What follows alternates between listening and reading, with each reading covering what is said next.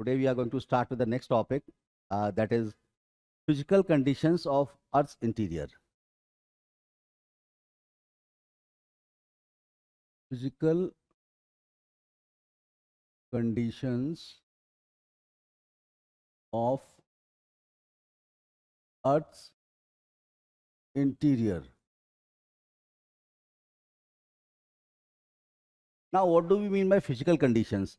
That means physical conditions simply mean what is the temperature prevailing inside the Earth, what are the density inside the Earth, pressure, state. State means solid, molten. What is the prevailing rigidity, compressibility, rigidity? So when we discuss the physical conditions prevailing inside the Earth's interior, we generally mean to refer to these things. What is the temperature? What is the pressure? What is density? What is the scenario of compressibility? How rigid the interior is? All these things. In the absence of direct observation, we cannot peep inside the Earth. So we have to rely upon certain secondary sources to know about the Earth's interior. Ancient time, the most important source of information of Earth's interior was volcanoes. During volcanoes, magma used to upwell, and the scholars used to study this magma. And on the basis of the nature of constituents making up the magma, on the basis of study of this magma, they used to infer about the Earth's interior. But subsequently, we found that this magma does not reveal anything which is found beyond the depth of 200 kilometers. This magma reveals just up to 200 kilometer depth. Beyond that, it does not reveal anything. Now, with the advancement of technology, we came to know about seismic waves. Seismic waves.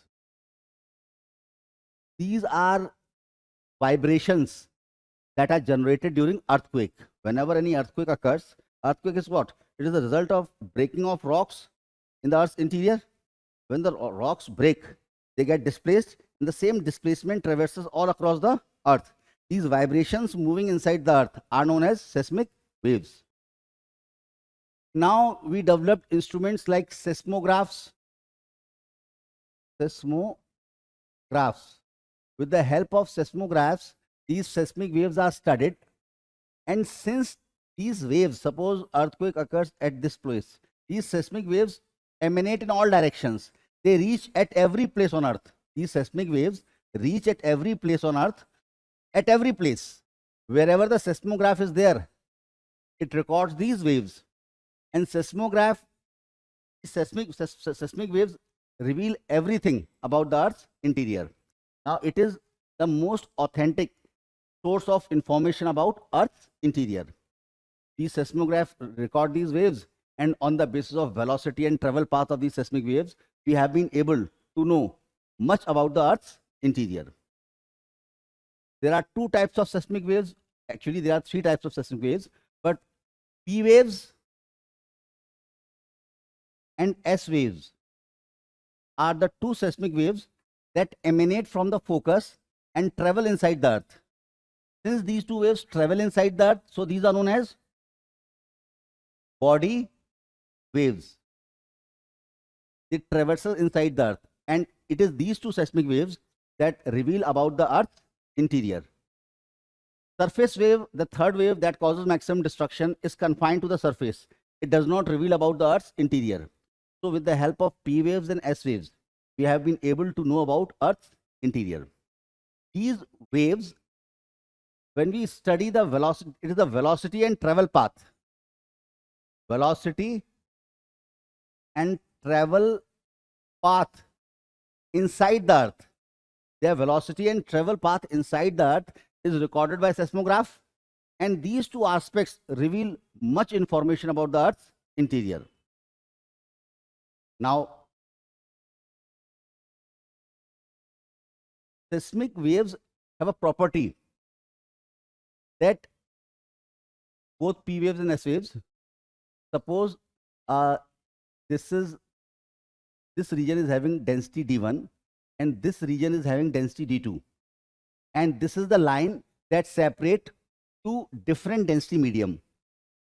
This is one density medium and this is another, and this is the line that is separating these two density medium. Now seismic waves have a property that when they pass through different density medium, then they undergo abrupt change in their direction and velocity. Now suppose density D1 is more than D2.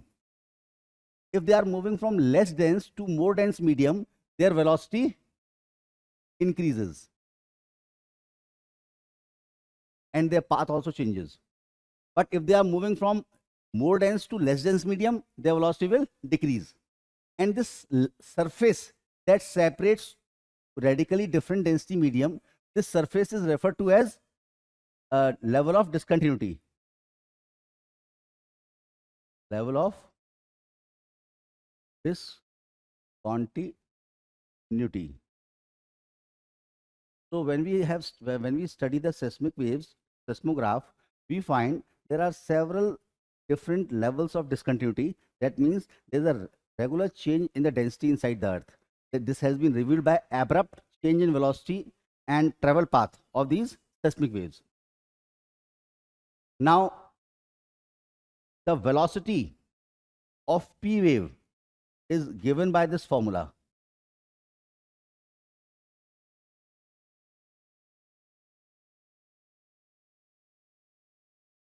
And velocity of S wave is given by, see, I am discussing these formulas. I am explaining you for the sake of your understanding. You need not use these formulas in the answer. I will tell you, there is no need to use these formulas. I am just explaining them for the sake of your understanding. Now, how does the seismic wave reveal about the Earth's interior? See, this is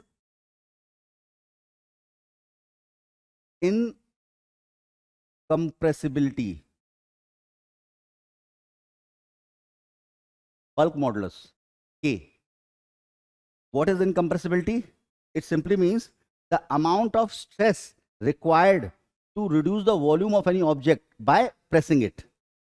Incompressibility means the amount of stress required to reduce the volume of any object by pressing it.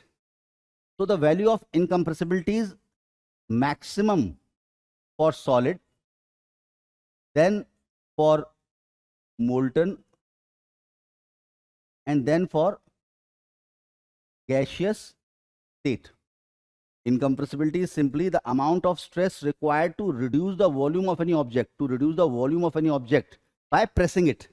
Obviously, solids require more stress to reduce the volume. Molten state, you can reduce the volume easily. In case of gas, you can reduce the volume even more easily. So the value of incompressibility goes on decreasing. This is rigidity. Rigidity is what? Rigidity simply means the amount of stress required to change the shape of any object. If I want to bend it, if I want to bend this marker, what is the amount of stress required? It is maximum for solid, because to bend the shape of any solid, the stress required is more. But rigidity is 0 for liquid and gas. Why? Because you cannot change the shape of any molten or gaseous state. They will acquire the shape of the container in which they are kept. Gas, molten state or gaseous state does not have any shape. They acquire the shape of the container where they are kept. So this value is 0 for molten state, rigidity is 0 for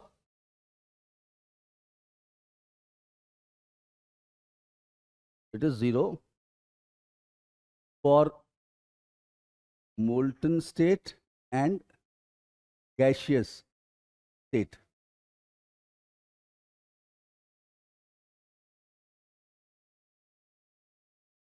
Right? And this is density. This is density. Remember one thing, as we move inside the earth, three things will consistently increase: temperature, pressure, and density. They will go on increasing as we move inside the earth. Now, velocity of P wave. For solids, the value of incompressibility is maximum and rigidity is also maximum. So the velocity of P wave is maximum in solids. In molten state, obviously in molten state, the incompressibility decreases and this becomes 0. So velocity of P wave decreases. In gaseous state, again, incompressibility is less and this is 0. So what happens when the P waves moves from solid, molten to gaseous state, their velocity goes on decreasing. In case of S wave, their velocity depends only on rigidity and density. So in solids, they can move, but for molten state and gaseous state, rigidity is 0. So S waves cannot pass through molten state or gaseous state. Is anybody asking any query? Right? Now, so this formula, with this help of this formula, we can know the velocity of P waves and S waves at various depth. We know the S waves does not pass through molten or gaseous state because rigidity is 0. Now, suppose as we move inside that, temperature goes on increasing. So what will be the impact on velocity? It is the velocity of seismic waves that has revealed whether the temperature is increasing or decreasing, pressure is increasing or decreasing. As we move inside that, temperature increases, and when temperature will increase, the incompressibility will decrease, rigidity will decrease. As the temperature increases, what happens? When we heat the iron to bend it. When iron is in molten state, its incompressibility, it becomes compressible. It becomes less rigid. So with increase in temperature, as the temperature increases, the velocity of P waves and S waves will go on decreasing because value of rigidity and incompressibility will decrease. And as the pressure will increase, obviously when pressure will increase, what will happen? They will, if you pressure increases, the value of incompressibility and rigidity will increase. If you increase the pressure, it becomes more rigid, it becomes more incompressible. So with increase in pressure, velocity of P wave and S waves increase. Now when we move inside that, both temperature and pressure goes on increasing. It is the relative, but velocity in general increases. This means inside that, pressure is more dominant than temperature. It is the prevailing velocity of seismic waves at any certain depth that reveals about the prevailing temperature and pressure at that place. It also reveals about the nature of incompressibility and rigidity. It also reveals about density. Now one more thing, very important. When density increases, I told you when we move inside that, density increases. Now from this formula, it appears as the density will increase, the velocity will decrease. But no, as the density will increase, because it is in denominator, it appears as if velocity will decrease. But no, here when the numerator and denominator are not correlated, then it is true. With increase in density, a velocity would have decreased. But here, as the density will increase, the incompressibility and rigidity will increase even faster. As the density will increase, the rigidity, when you compress gas to a liquid, then if you want to compress liquid to solid state, then it becomes even more incompressible. So as the density increases, the value of incompressibility and rigidity increases even faster. So with increase in density, velocity of P and S waves increase. So velocity also gives us information about prevailing density, prevailing incompressibility, rigidity, temperature and pressure inside the earth. So with the help of this, we have come to know about the physical conditions. And one more thing, the velocity of seismic waves also give us information about the mineral composition, what all minerals are making up the rocks. So with this, it is seismic waves that is the sole source of information about Earth's interior. Their velocity, what we see inside that, there is regular change seismic waves always follow a curved path. They follow a curved path. Curved path means like this. Seismic waves always follow concave path like this inside the earth. P waves or S waves. This indicates that there is regular change in density inside the earth. Therefore, they keep on getting deviated from a straight path. This curved path indicates there is a regular change of density inside the earth. Therefore, seismic waves follow a curved path.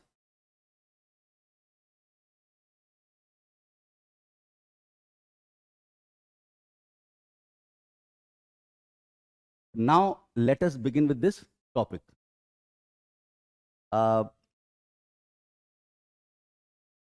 These formulas are not to be used in exam. I will tell you how to make synopsis and how to write the answer, because people end up discussing all these formulas. There's no need. Whatever, every bit of information that we have regarding Earth's interior, that has been provided by seismic waves. But you have to use them, but don't write all these mathematical formulas.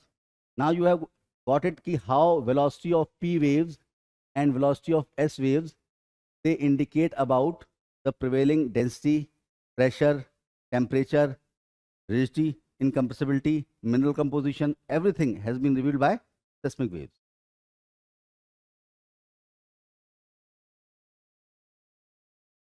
Now, Earth is having 3 layers: crust,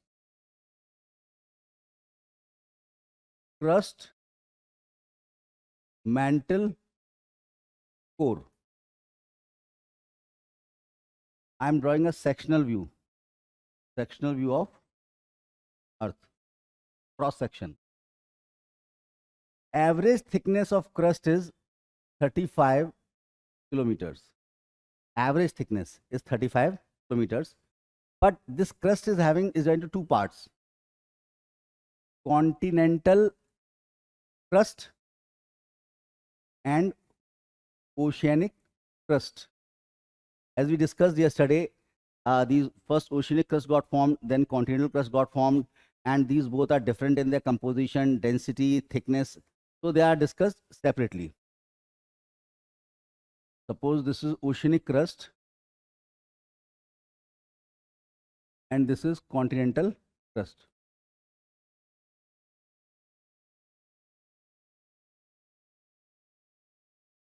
This is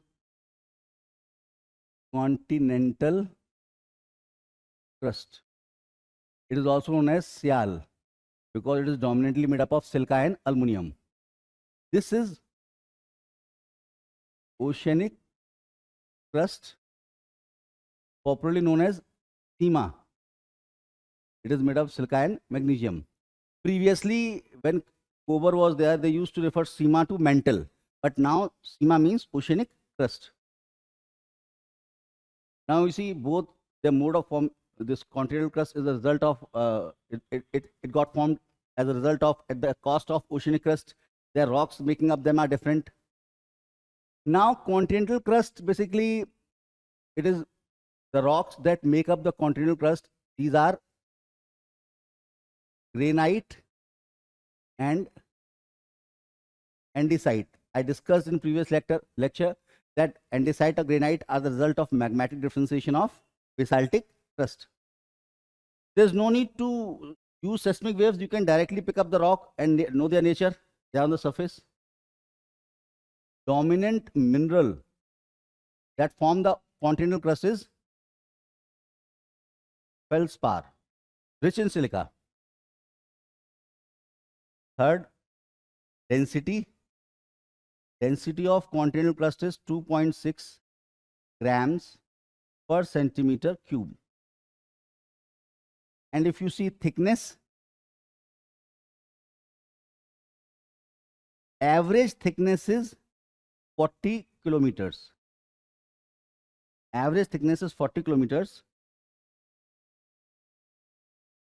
40.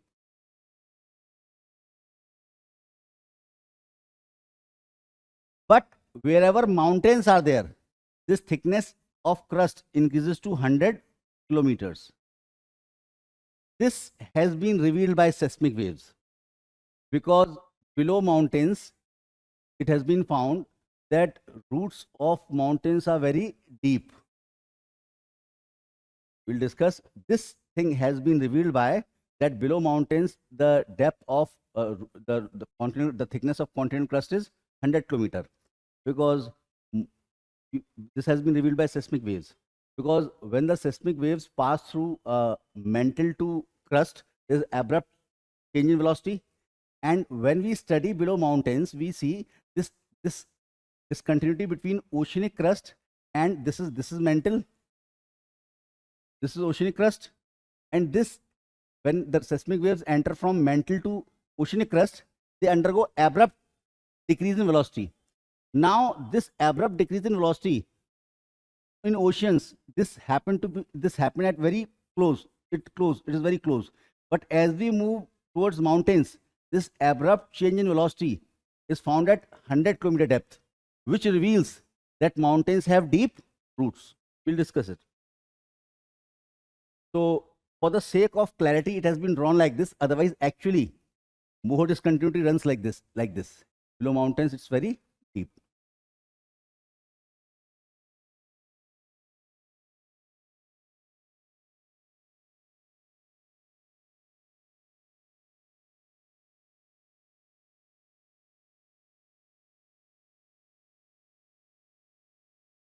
We are showing it like this: oceanic crust. Ideally, this is mantle, and this is oceanic crust, and this is level of discontinuity that is separating it. This is known as Mohorovic discontinuity. And if you see, this is the level of discontinuity that separates continental crust from oceanic crust. This was discovered by Conrad. It is known as Conrad discontinuity. Conrad discontinuity. This is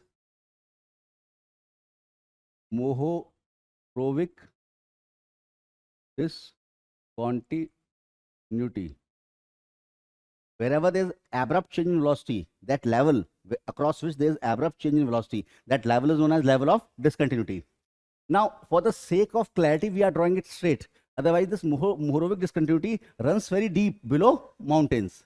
But just to make it simple, we have drawn like this. Now, oceanic crust, the dominant rocks that make up oceanic crust is basalt.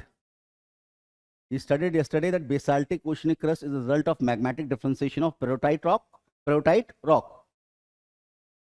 Mineral, ferromagnesia.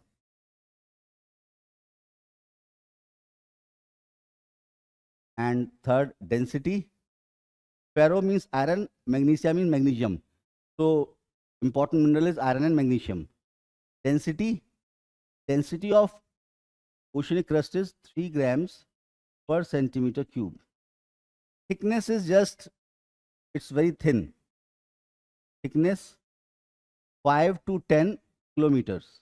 The thickness of oceanic crust is very less, but still it's very heavy. It is heavier than continental crust. So this information about the rocks, minerals and density you can obtain from the surface itself. These two discontinuities, this is Conrad discontinuity and Mohorovic discontinuity, these have been revealed by seismic waves because they undergo abrupt change in their velocity.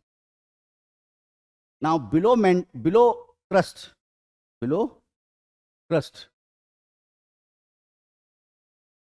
that is average thickness is 35. That average thickness of crust is 35. From 35 to 2,900 kilometer. This is mantle. Now, mantle is far more dense. Its temperature is also much higher than crust. Mantle is divided into two parts. And this dividing line runs at a depth of 670 kilometers. Above, between 35 to 670 kilometer, it is known as upper mantle. Between 670 kilometer to 2,900 kilometer, it is known as lower mantle. Right? Now,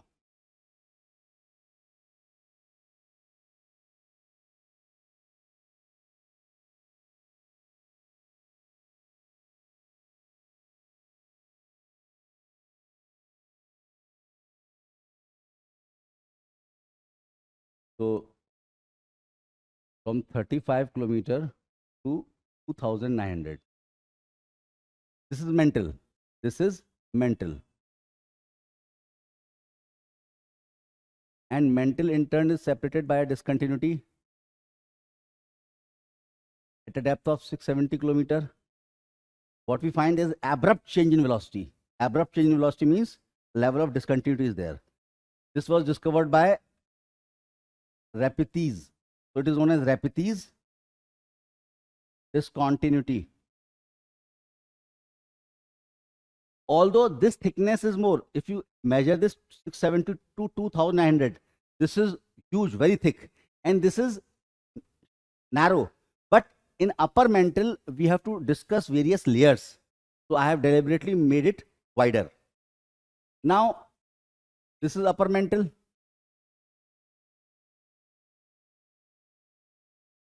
In journal, if we discuss about mantle,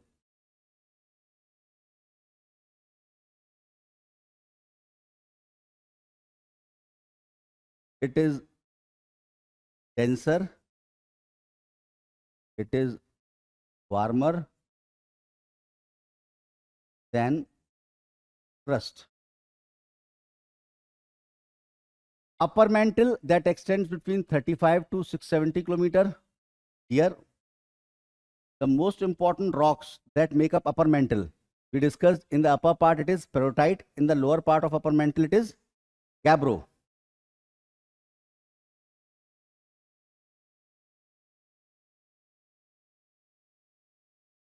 How do we know it? We know it because of seismic waves. Seismic waves have revealed that in upper mantle, mineral composition is different. In the lower part of upper mantle, it is made up of gabbro rocks. Lower part of upper mantle is made up of gabbro rock. Upper part of upper mantle is made up of perrotite rock. Minerals: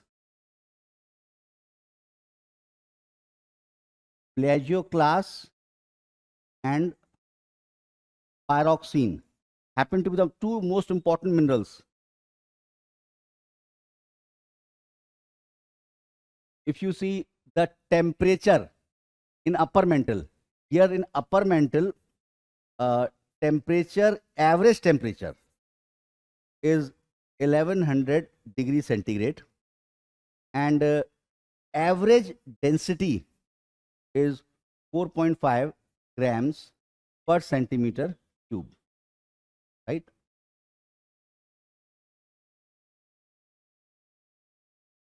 These have been revealed by seismic waves. Now, upper mantle has several layers. It has several layers.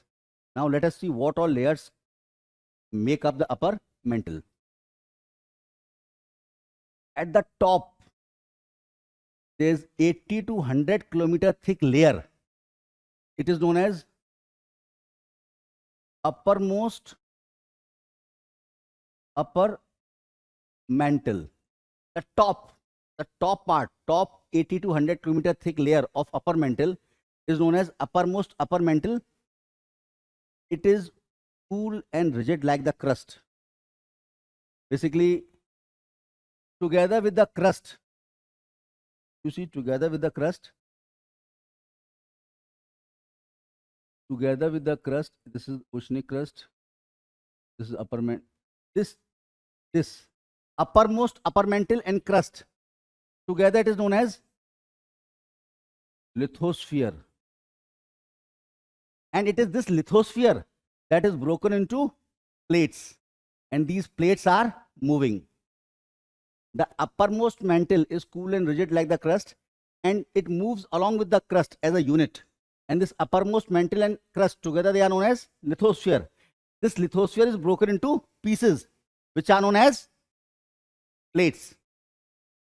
Why they are moving? Because just below uppermost upper mantle, between 100 to 400 kilometer depth, between 100 to 400, this zone is known as asthenosphere. Between 100 to 400 kilometer. The upper part of asthenosphere, that is 100 to 200 kilometer depth, this region, upper part of asthenosphere, it is partially molten. This 100 to 200 kilometer extent This is partially molten. It is partially molten, not completely molten, partially. 1% is molten. It is on this partially molten asthenosphere that these lithospheric plates keep on sliding. They keep on sliding. Why it is molten? See, whether the state will be molten or solid, it depends upon the relationship between temperature and pressure. If pressure is high, melting point rises. Here at this depth, temperature is just 800 to 900 degrees centigrade in upper asthenosphere, but pressure is less. So even at 800 to 900 degrees centigrade, rocks are in partially molten state because the prevailing pressure is less. As we move inside, temperature will increase, but the pressure also goes on increasing. So they are found in solid state, at times in molten state, because it is the relationship between pressure and temperature that will define whether the rocks will be in solid state or molten state. This zone between 100 to 200 kilometer, this is known as upper asthenosphere. It is known as upper asthenosphere or magma chamber. It is from here, when the plates slide away, magma upwells. Magma upwells. At times, what happens when the plates move away, although rock may be in solid state, when the plates move away, there is a release of pressure, and because of which the rocks get molted and they upwell. It is from here, upper asthenosphere, it is known as magma chamber. Why? Because magma upwells from here as the plates diverge, and this magma gets attached to the trailing edges. Now, this upper asthenosphere is officially known as, this upper asthenosphere is officially known as low velocity zone. This is upper asthenosphere known as low velocity zone, that is between 100 to 200 kilometer depth.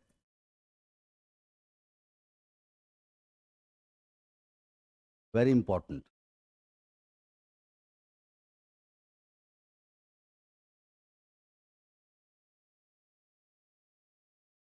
Suppose this is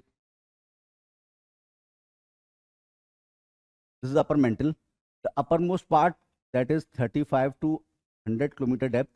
This is uppermost part of upper mantle. Together with the crust, it is known as lithosphere, and this lithosphere is broken into plates, and these plates are moving. Why? Because between 100 to 200 kilometer, the upper part of asthenosphere, it is partially molten. It is on this partially molten asthenosphere, plates are sliding. It is this upper asthenosphere which is known as magma chamber or this low velocity zone, because here in this zone, the velocity of P wave and S waves decreases despite increase in pressure, increase in density. Now, how we came to know that it is partially molten? Simple. Velocity of P wave is given by this.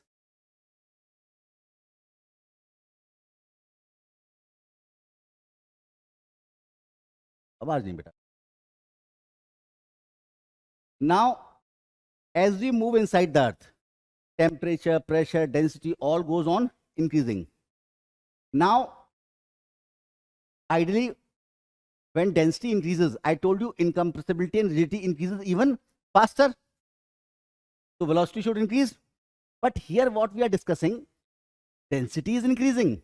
This upper asthenosphere, although partially molten, it is denser than uppermost upper mantle. It is much denser. And despite increasing in density, ideally when the density increases, the incompressibility and rigidity also increases. But here, since velocity is decreasing, it can decrease only when this value of incompressibility and rigidity decrease, because we all know that when we move inside the earth, temperature, pressure and density goes on increasing. If density is increasing, then incompressibility and rigidity should increase.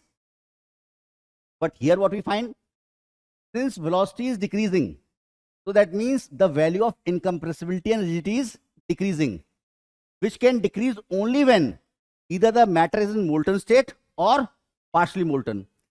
Since both P and S waves are passing through it, that means it is not completely molten, because only in molten state the value of incompressibility and rigidity can decrease. That means since S waves are also passing through it, that means it is not completely molten. Since the velocity of P and S wave is decreasing, this means these two values must decrease, and this can decrease only when the state is partially molten, because S wave is also passing through it, so it cannot be completely molten. So you need not use these formulas, simply write because the velocity of P and S waves abruptly decrease, which indicates that the matter is in partially molten state in upper astrosphere. Below this, this between 200 to 400 kilometer, it is solid astrosphere. Why? How do we know it? Because velocity consistently goes on increasing. That means there is gradual increase in density, incompressibility, and rigidity. That means it is in solid state. Lower astrosphere is solid. Between 400 to 670 kilometer, this part of upper mantle is known as mantle transition zone. Between 400 to 670 kilometer. Here also velocity gradually goes on increasing. That means there is no abrupt change. There is gradual increase in density and increase in incompressibility and rigidity. So what is happening? Velocity is gradually increasing. It is here at a depth of 670 kilometer that we witness abrupt increase in velocity.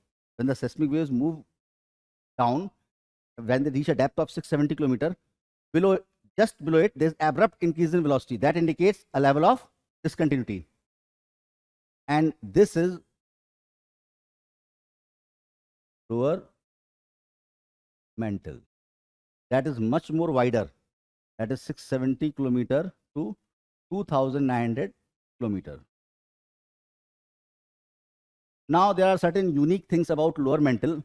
First, no earthquake focus. Focus means the place where the earthquake occurs. No earthquake focus can be deeper than 670 kilometer. Means earthquake focus, earthquake cannot occur in lower mantle. Earthquake cannot occur below 670 kilometer. Why? Because I told you what is earthquake. Earthquake, when the rocks inside the earth break or at the surface break, those displaced rocks are further, this displacement traverses all across the earth in the form of seismic waves. But I told you in lower mantle temperature is so high that rocks exist in the form of minerals. There is no rock. When there is no rock, what will break? Have you seen the sand near the sea coast? You can make a heap of sand and you punch it, there will be no vibration. Vibrations are felt only when there is some solid. You hit an iron rod on a solid piece, your hands will vibrate. But if you hit on a sandbar, your hands won't vibrate. Lower mantle does not have any rocks. When it does not have any rocks, what will break? There is nothing to break. So no earthquake below 670 kilometer. Second important thing, highest velocity of seismic wave is found in lower mantle. Why? I'll discuss. Highest velocity of seismic wave is found in lower mantle. So let us discuss about lower mantle. Lower mantle is having no rocks. It is made up of minerals. Temperature, if you see, at a depth of 670 kilometer, temperature is 2000 degrees centigrade, and at a depth of 2900 kilometer, temperature is 3500 degree centigrade. So in lower mantle, temperature varies from 2000 to 3500. If we talk about rocks, no rocks are found. Because of high temperature, rocks exist in the form of minerals. I told you when any rock is heated, it dissociates into minerals. Further heated, they dissociate into elements. So here only minerals are found. Olivine, plagioclase, orthoclase are the dominant minerals. If you talk about density in lower mantle, average density is 6.5 gram per centimeter cube. So this was about lower mantle. Now, when the seismic waves reach a depth of 2900 kilometer, again moving down, when we move below 2900 kilometer, abruptly S waves disappear and velocity of P waves abruptly slows down. This disappearance of S wave and abrupt slowing down of velocity indicates that below 2900 matter inside the earth is molten, completely molten. S waves disappear.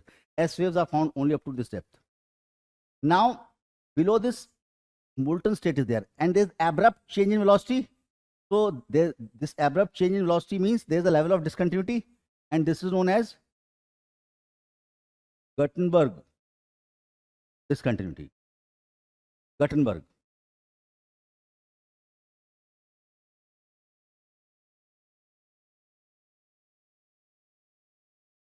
So this is 2900 kilometer, and this is the center of Earth, 6371 kilometer. That radius of Earth is 6371.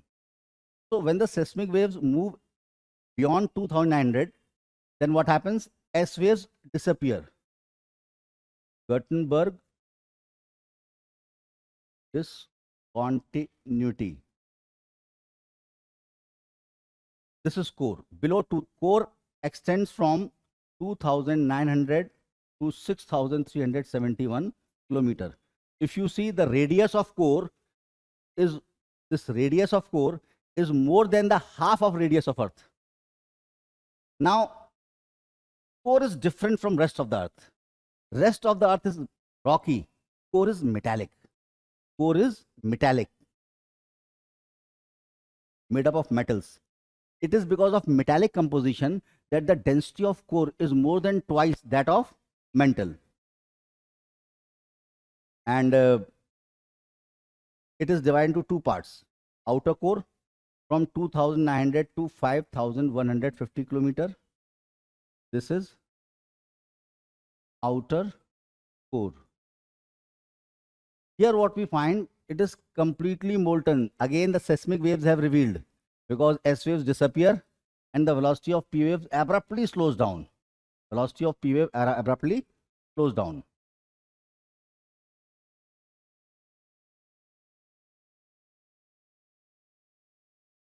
Outer core, basically why it is molten? Same, it is molten because the pressure prevailing at a depth of 2900 kilometer is not sufficient enough to prevent melting. It is molten at a temperature of 4500 degrees centigrade. Outer core is molten, temperature is 4500. Inner core temperature is 6000 degrees centigrade. Still it is solid. Why? Because the pressure prevailing over the inner core, this pressure is 3.5 million atmosphere. At such high pressure, even the temperature would have been 10,000, still it would have been solid, because the prevailing pressure over the inner core is 3.5 million atmosphere. So despite higher temperature, inner core is solid. Now outer core, if you see, it is 85% made up of iron and nickel and 15% silica. The content of silica goes on decreasing. If you see density, 10 grams per centimeter cube, or this is the mineral composition, this is the density, this is the temperature. At a depth of 5150 kilometer, again the velocity of P wave abruptly increases. So this means there is a level of discontinuity. It was discovered by Lehman. So it is known as Lehman discontinuity. Now below 5150 or below Lehman discontinuity, the velocity of P wave abruptly increases. That indicates that the inner core is solid. Despite that abrupt increase, the maximum velocity recorded in inner core is less than what is recorded in lower mantle. Why? Because outer core is roughly 22,000 kilometer thick. 2,200, roughly 2,000 kilometer thick, 2,000 kilometer. And for that extent, the velocity of P wave decreases so much that despite its increase in inner core, it never reaches to that level which was acquired in lower mantle. Now inner core, this inner core extends from 5150 to 6371 kilometer. It is 99% made up of iron and nickel. Temperature is 6000 degrees centigrade. And pressure the density is 13 grams per centimeter cube. Here the prevailing pressure is so high that despite 6000 degrees centigrade, it is solid. Now, here I have explained you everything, but this is not the way to write an answer. एक ही question आता है, one question gets repeated every time. How seismic waves reveal about Earth's interior, or explain the physical conditions prevailing inside the Earth with the help of seismic waves. Now, what do I find? People end up discussing seismic waves. No, beta, you have to discuss the Earth's interior and how it has been revealed by seismic waves. Here I have discussed numerous facts, numerous concepts, but while writing the answer, you must avoid using any formulas. For example, same question. There is no need to use any formula over here. How to write? Question is same. How does the seismic waves reveal about the Earth's interior, or explain how seismic waves explain the physical conditions of Earth's interior? Same. What all information, every bit of information that we have about Earth's interior has been revealed by seismic waves. Now, first paragraph, you should, a synopsis, even if you want synopsis, first let me tell you the procedure. First, in introduction, simply write, in the absence of direct observation inside the Earth's interior, we depend upon certain secondary sources. Among them, seismic waves happen to be the most authentic source of information about Earth's interior, right? Second, seismic waves have a property that they undergo abrupt change in velocity and direction when they pass through two radically different density medium. And the level that separates two radically different density medium is known as level of discontinuity, right?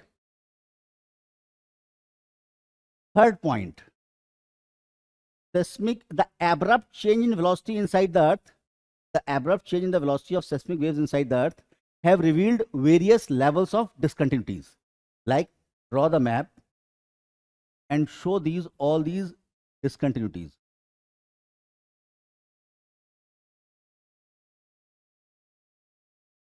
Conrad discontinuity, Mohorovic discontinuity, so their depth also. Rapides, 670 kilometer. Gutenberg, 2900 kilometer. Lehman, 5150 kilometer. Draw this map. This is the first part of your answer. Second part, seismic waves are witnessed to undergo abrupt decrease in velocity when they pass through 100 to 200 kilometer depth. It has been observed from seismograph that all across the Earth, seismic waves undergo abrupt decrease in velocity when they pass through 100 to 200 kilometer depth. Now,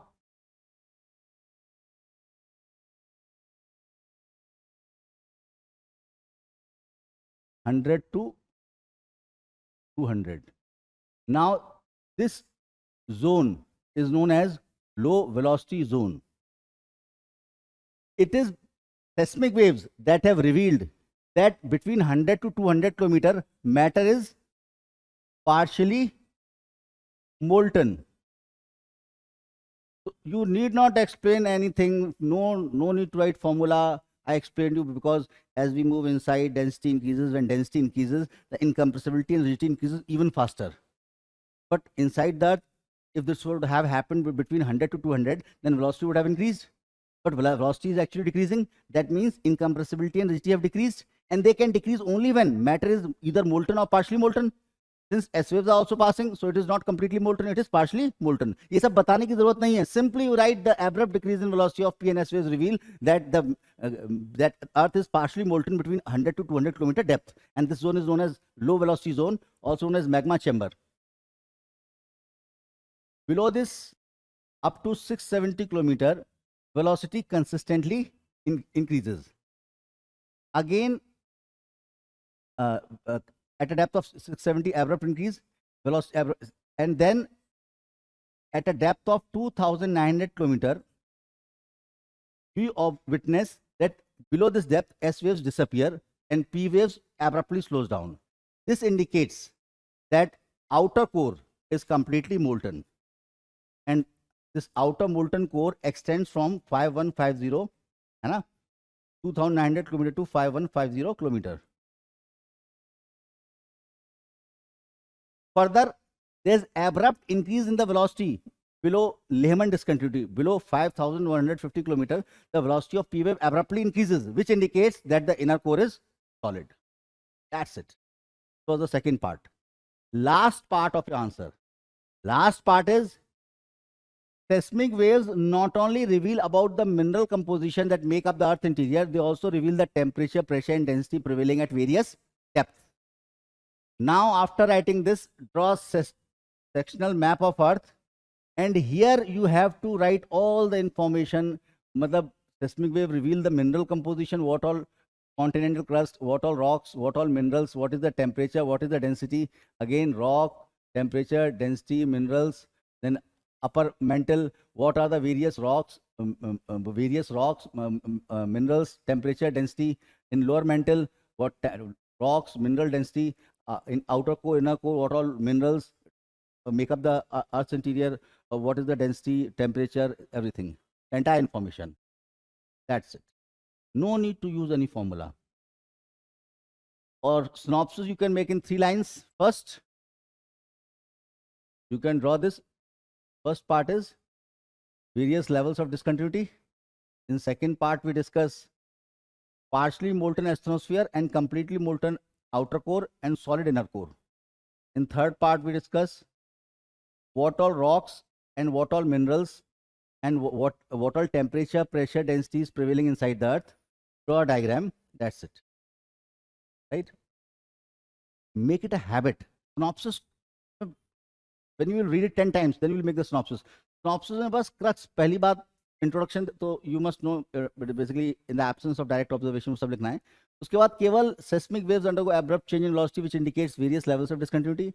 In second part, you will write simply discuss about the upper astrosphere, outer core and inner core, because this is these informations, and here there is a gradual increase, abrupt increase, then the seismic waves have revealed, then outer core, inner core. These will be the most important part, because seismic waves have revealed the outer core is molten, inner core is solid. And in last part, you will draw a sectional diagram and mention all the rocks that in upper continental crust, oceanic crust, upper mantle, lower mantle, outer core, inner core, what all rocks, what all minerals, what temperature, pressure, density, what is found, because these things have been revealed by seismic wave. Yeah. There was questions here, see that essay on evolution of continents and using various theories. Yes, I know it, there was a question. Yes, I have discussed the original evolution of Earth crust by way of plate tectonic theory. That is the most authentic theory, most proven. So this was the second topic. Don't worry, we will discuss previous year's questions separately also. But this topic was the first topic that I discussed yesterday. Focus on this topic. You see, questions have been asked from this also. Now, any more doubt? Any more doubt? So let us come on to our next topic, geosynclines. So it is a very small topic. Usually a short note is asked from this. It is a small topic.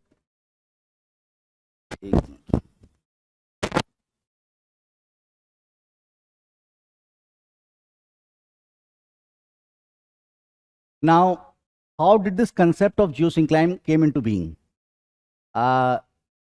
Various scholars while they were studying the fold mountains, when the scholars were studying the fold mountains, they found these fold mountains are made up of marine sedimentary rocks. That is, they are made up of such rocks which got formed in water bodies. And they also found numerous marine fossils, that is remains of those organisms that live in sea. They were perplexed, confused. How come these mountains standing so high and ocean lying so low? How come this mountain got these rocks that make up these mountain? How come these rocks got formed in water bodies? And how these marine sediments, why these marine sediments are found? They could not have any opinion. They could not make any opinion how it is happening. Ultimately, they accepted maybe in place of these mountains, there would have existed some water body in geological past.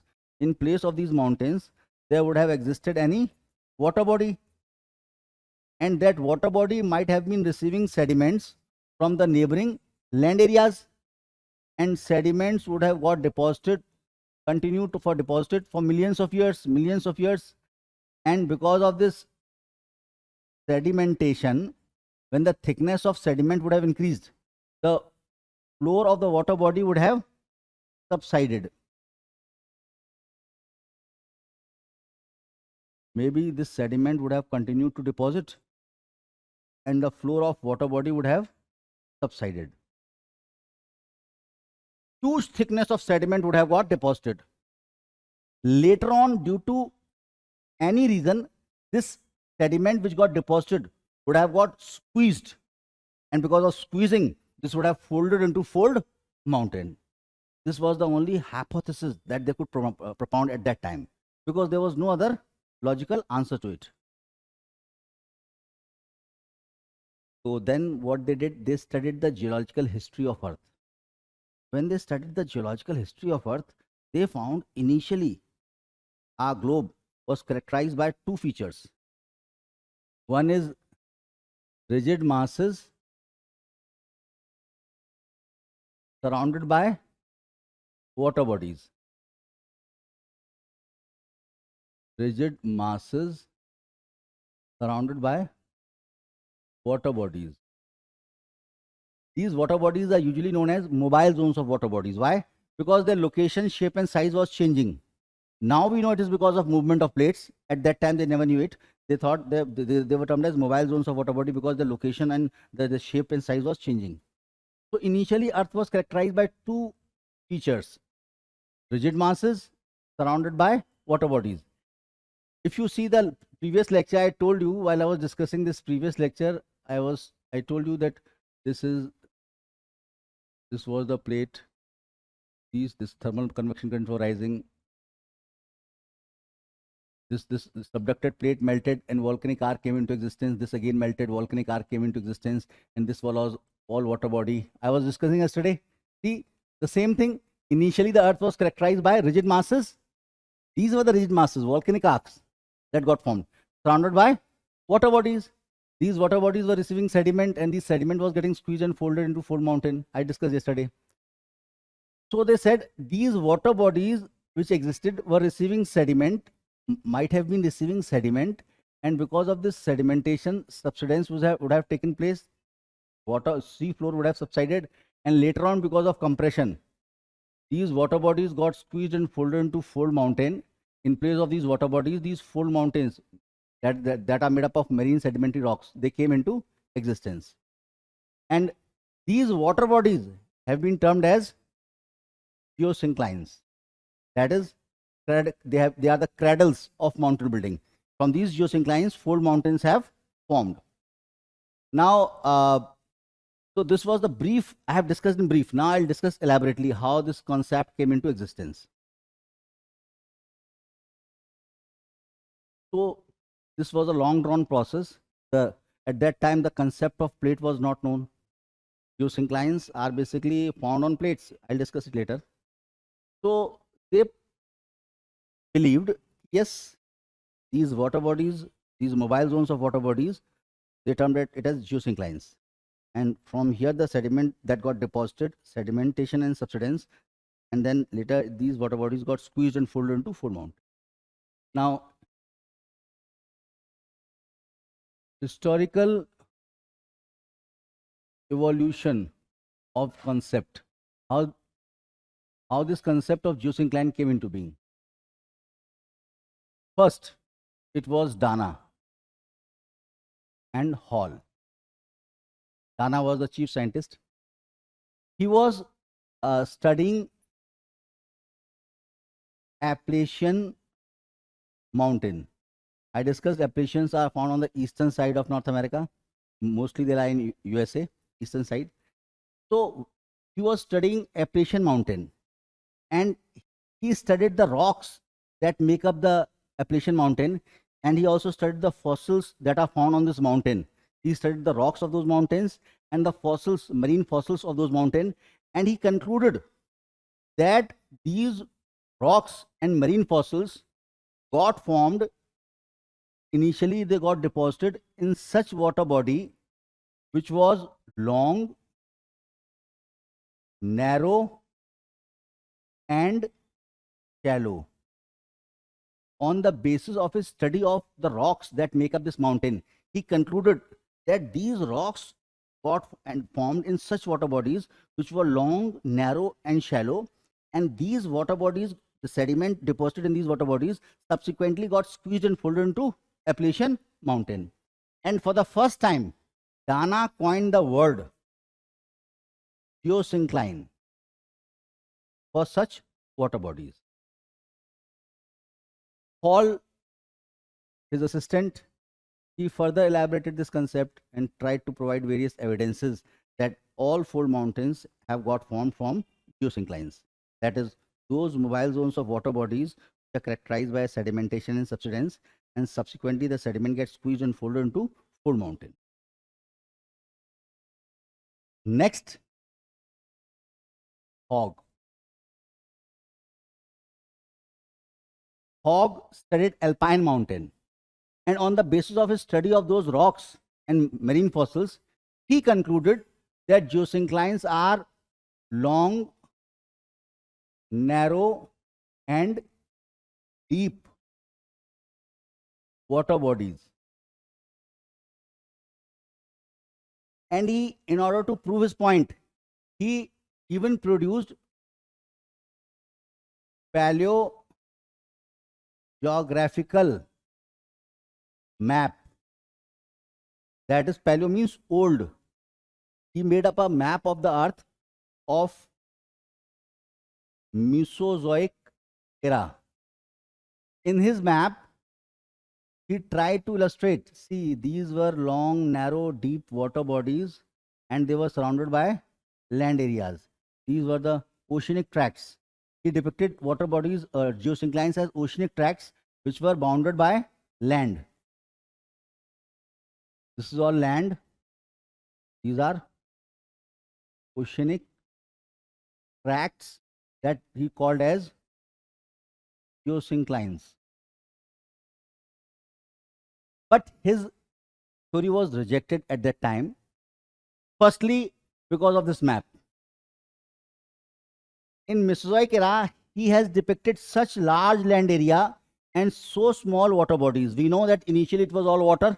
Gradually, the land has evolved. Still, it is 29%. In Mesozoic era, the land area would have been just 20%. Here, he has depicted unbelievable large land areas and water bodies are smaller. But water has always been more. Land has gradually evolved. So his depiction of unbelievably large land areas, land was very less initially. So this refuted his theory. And second, certain critics of his time also discovered such marine fossils that belong to shallow water. In the same alpine mountain, some of the scholars of his time, they found various fossil fuels of marine organisms which belong to shallow water body. So they contrasted that deep, it's not deep, it's shallow. But later we'll see it's both shallow as well as some parts are deep. But at that time, his theory was refuted because of these two reasons. Large land areas depicted by him on the map of Mesozoic era. And second, several evidences of shallow water body marine fossils. But he said these are deep. Then came another scholar,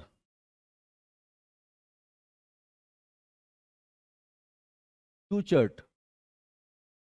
He said that there are three types of geosynclines.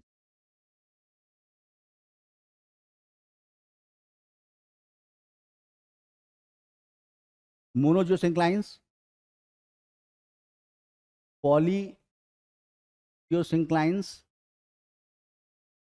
and mesogeosynclines.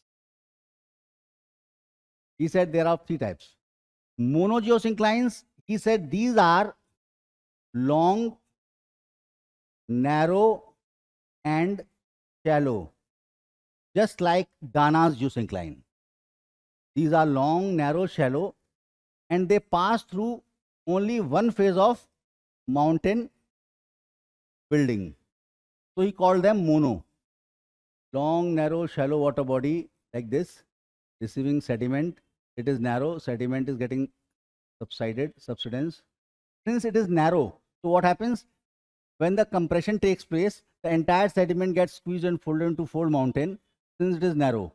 So these geosynclines have only one phase of mountain building, like Appalachian geosyncline. Polygeosyncline, he said these are long but wider. They are long but wider. Since they are wider, so what will happen? They are long but wider and shallow. These are wider. Since they are wider, so what happens? When the compression takes place, in first phase, some sediment will get squeezed and folded. In second phase, some more sediment will get squeezed and folded. In third phase, some more sediment. There will be various phases. Polygeosynclines, since they are wide, so the entire sediment does not get folded in one go. Rather, since they are wide, so some sediment gets folded first, then some remaining sediment gets folded next. That is, they pass through more than one phase of mountain building. Polygeosynclines, they pass through more than one phase of mountain building. And the third one, meso, they are very long, narrow. Compared to their length, they are narrow and very deep. Like Tethys geosyncline. Tethys geosyncline existed north of Africa and north of Indian Peninsula Plateau and south of Eurasia. Now, Indian oceanic crust of the Indian plate has completely subducted below the Eurasian plate. So, peninsula and the sediment got squeezed and folded into full mountain. But in the African part, the Mediterranean Sea that remains is the remnant of Tethys Sea. African plate, still water body is there. Between Africa and Europe, Mediterranean Sea is there. That is the remnant of Tethys Sea. Previously, the sea was extending all north of Africa and Peninsula India. Huge long sea was there. It was, compared to its length, it was narrow and very deep. They pass through several phases of mountain building. If you see where the Indian plate and African plate are subducting below Eurasian plate, previously there was a water body. Now what do you find? Various mountain ranges, Himalayan ranges and Hindu Kush range, Zagros range in Iran, Elburz range in Iran, Pontic and Taurus range in Anatolia Plateau, then further Carpathian Mountain, Dinaric Alps, Cantabrian Mountain, Pennine range. All these have emerged from Tethys Sea because of subduction of Indian plate and African plate below Eurasian plate. So these were the earlier concept. Now let us discuss the modern concept, which is now accepted.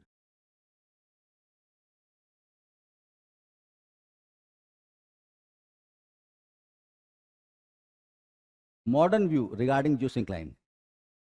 It was in 1935 to 1950 that the various orogeny belts of the world were studied. Orogeny belts means where fold mountains are existing.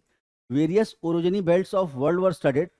Then it was found by Steele that geosynclines are not the way we used to conceive them. They are not depressions of uniform depth. Previously, we used to think that geosynclines were water body having a uniform depth, receiving sediment from both sides, getting subsided. But when the orogeny belts of the world were studied, was found, these geosynclines are not of uniform depth. Rather, they are shallow in certain regions and very deep in certain regions. They are in the form of two parallel depressions. And these two parallel depressions are separated by raised basement rock that they called as geanticline.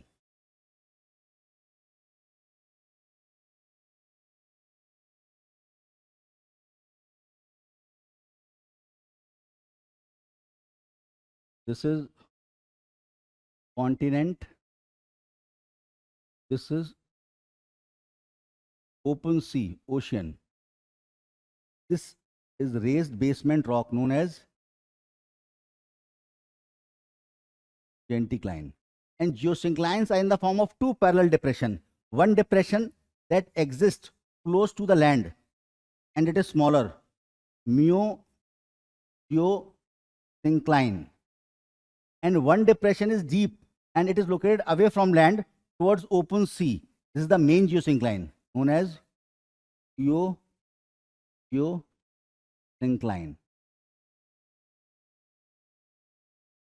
So now we know that it is not a two-sided trough. It is not bounded by land on both the sides. Initially, we used to think that water bodies, geosynclines, are bounded by land on both the sides. Therefore, we called it geo, means earth. Syncline means depression that is bounded by land on both sides. When we came to know that shape of geosyncline is like this, on one side they are bounded by land, on other side they are open to sea. Then they said this word is not proper. They should be called as geocline because they are bounded by land only on one side. Later on, when we came to know about plates, then we came to know, oh, geosyncline is nothing. This is oceanic crust. This is continental crust. Basically, this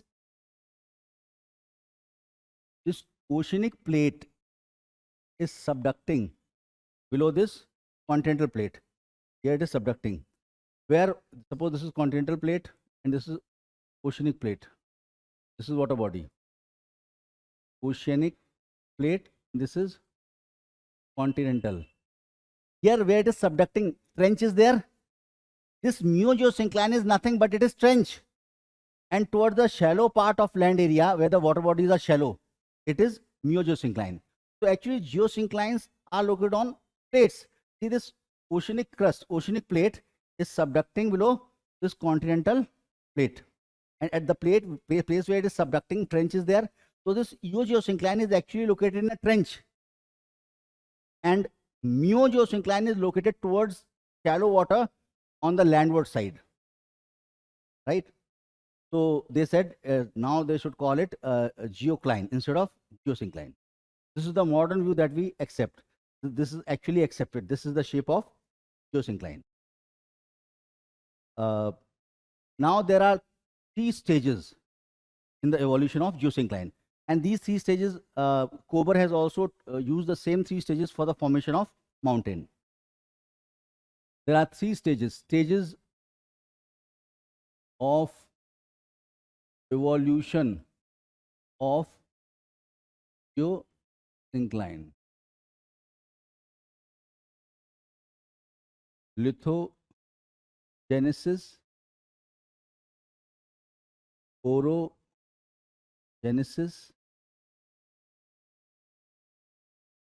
kleptogenesis. First is lithogenesis. In this stage, it is related to creation of geosyncline, filling up of that depression with water, sedimentation,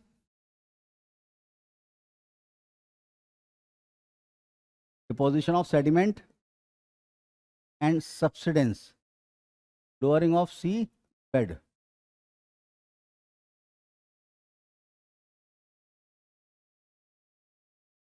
So lithogenesis is the first stage. It relates to creation of geosyncline, its sedimentation and subsidence.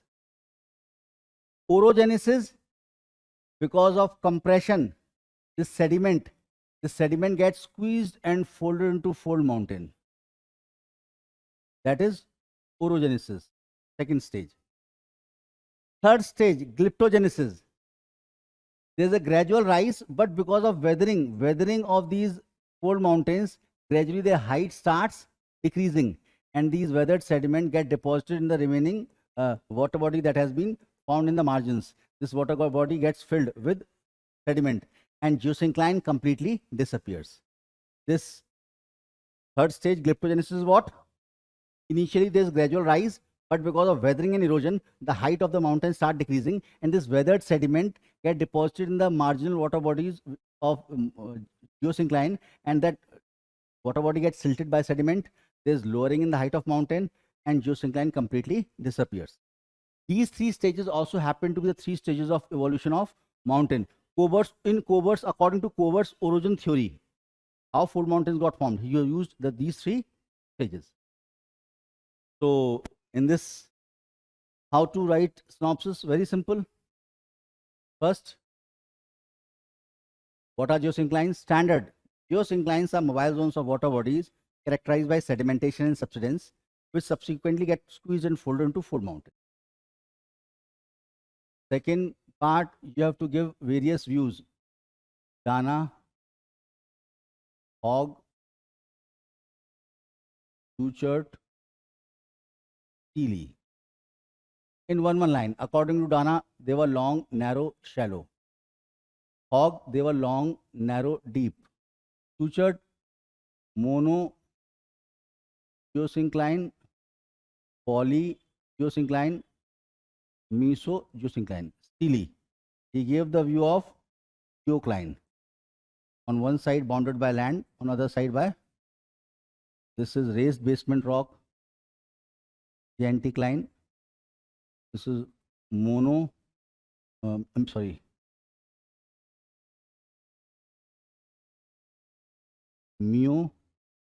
geosyncline. This is mu u.